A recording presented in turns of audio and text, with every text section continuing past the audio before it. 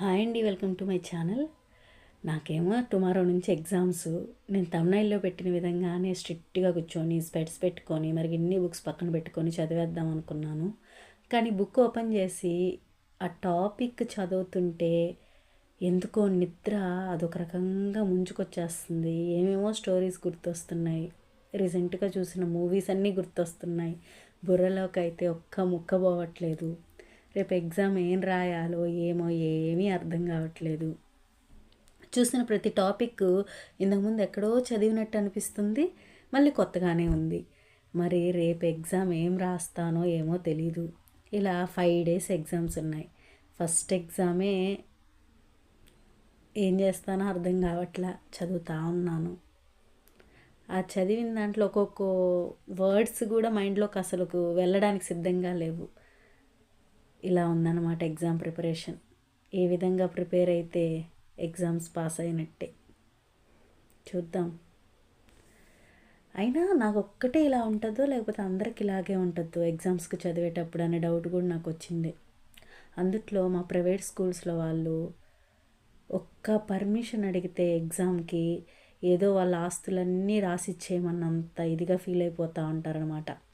అందుకని వాళ్ళకి అబద్ధం చెప్పి హెల్త్ బాగాలేదని చెప్పి మరీ లీవ్ తీసుకొని చదవడం మొదలుపెట్టా. కానీ ప్రయోజనం ఏమీ లేదు, బుర్రలోకి ఏమీ పోవట్లే.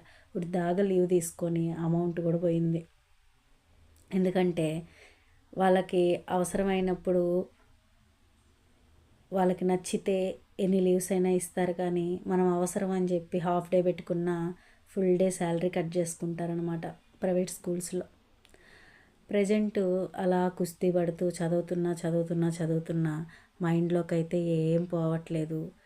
ఆ బుక్ పట్టుకున్న ప్రతిసారి రీసెంట్గా చూసిన ఏదో సినిమా గుర్తొచ్చింది. కాసేపు దాని గురించి గుర్తు తెచ్చుకుంటూ ఉన్నా, మళ్ళీ ఇంకేవో ఇంట్లో విషయాలు గుర్తొచ్చాయి.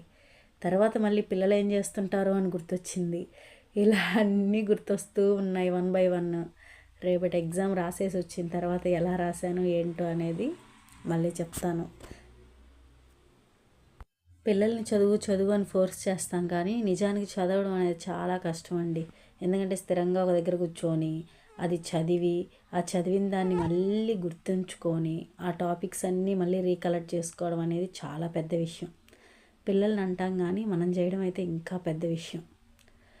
చదివినంతసేపు ఆ టాపిక్స్ వచ్చేసినట్టే ఉంటున్నాయి. మళ్ళీ ఒక్కసారి రీకలెక్ట్ చేసుకుంటే మైండ్లో ఏముండట్లే. అందరికీ అలాగే ఉంటుందో లేకపోతే కేవలం నాకు మాత్రమే అలా అనిపిస్తుందో అర్థం కావట్లే. అందుకే ఇప్పుడు చేయాల్సిన పని అప్పుడే చేయాలి. చదువుకునే ఏజ్లోనే చదివేసుకోవాలి. ఇప్పుడు కొత్తగా బాధ్యతలు వచ్చిన తర్వాత చదవాలి అనుకుంటే ఇట్స్ సో హార్డ్. అప్పటికే ప్రయత్నిస్తూ ఉన్నా. రేపు ఎగ్జామ్ రాసేసి వచ్చి ఎలా రాశానో మళ్ళీ చెప్తాను. Okay, bye.